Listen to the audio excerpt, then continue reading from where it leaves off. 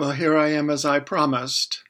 At last, we've reached week 5, actually, the end of week 5 of Faith, Living, and Learning.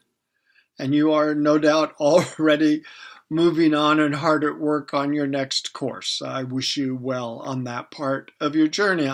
I know this sounds repetitive, and I do not always say this. I want to assure you of that.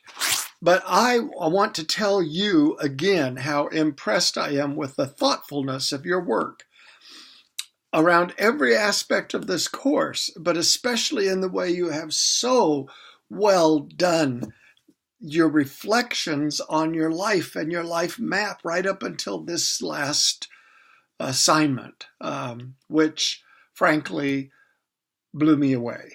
And you'll see in my comments to you how often I say something like that to you.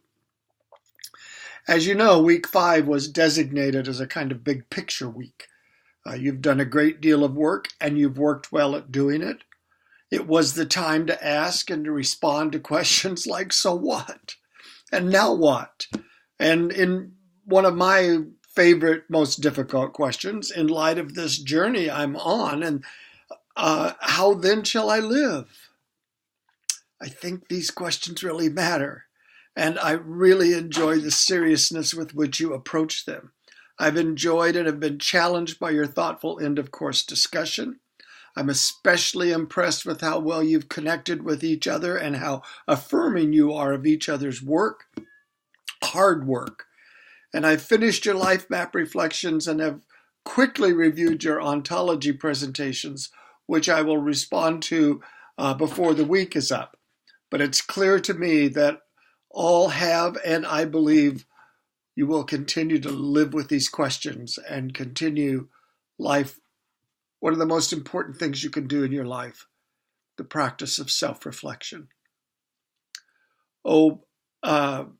Before I say anything else, please be sure to take a few minutes and complete the end of course evaluation. It's in week 5. It's there.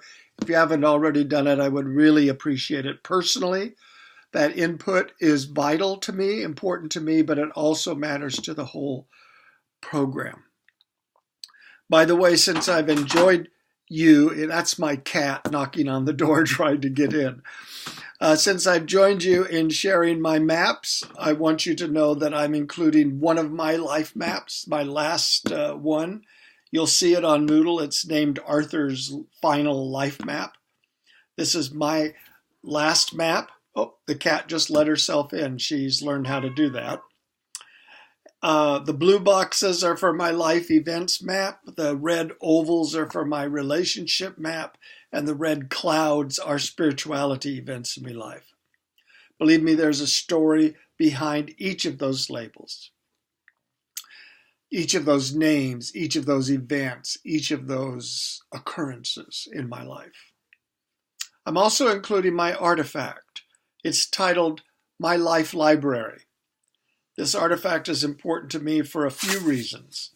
One is that I'm a reader, and books and libraries and librarians have been huge influences in my life. They help me to understand and even vicariously experience what I would never be able to experience in a lifetime. Another reason is that I've often said my life is never has been, never will be a short story. It's always a novel, like a Russian novel full of plot twists and unexpected characters. Life happens, right? And then we have to figure it out. I have to figure it out. So I am always reading my life, trying to make sense of it, or even attempting to force some sense of order on it. Not usually very successfully, but nonetheless, just like a library does with a huge number of volumes, I'm constantly at work trying to figure it out, trying to make sense of things that happened then and happen now. No library is complete, neither is my life. This particular section of my life library is a fairly dark collection. There are tales of death and despair and depression in those volumes. There are also tales of survival and, from time to time, of victory. While the final volume is yet to be written, and will probably be written by somebody else on my behalf, it is also a collection of books that are about hope and faith in the face of despair and doubt. It may not be the greatest story in the world, but it's my story. And it, in some important ways, explains me to me. One of my favorite quotations by the poet Rainer Maria Rilke, which I'll paraphrase, comes from a little book titled Letters to a Young Poet. He says in this book that we should all learn to love the questions. Learn to love the questions. The questions matter most. But then we live into the answers. Learn to love the questions and live into the answers. The older I get, the more I understand that it is the questions that really matter. And if I pay attention to those questions in the context of my daily life, I'll find answers, also known as truth, for me, for my life, and perhaps for others. So I encourage you to continue to live with these questions that you've been struggling with these 5 weeks, understanding that today's answers will not always make sense tomorrow, and that growth will take place and new insights and new understanding will emerge, even for those of you who have staked out a fairly deep commitment to a belief system. You'll discover that faith understandings that were meaningful and important in one period of life, if you haven't already discovered this, will need to grow and change in order to make those understandings continue to have the meaning that you need for your life as the circumstances of your lives change. Well, we are at the end of this journey, although there really is no end, is there?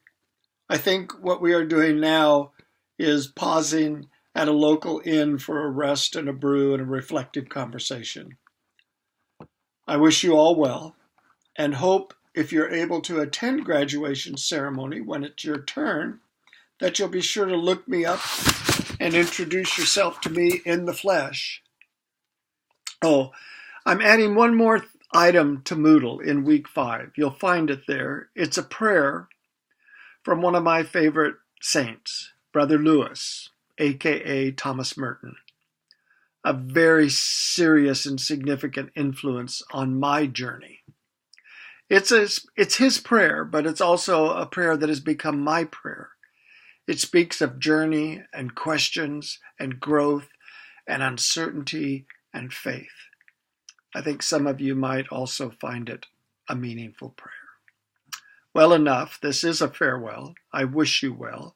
I will actually miss this class and our conversations.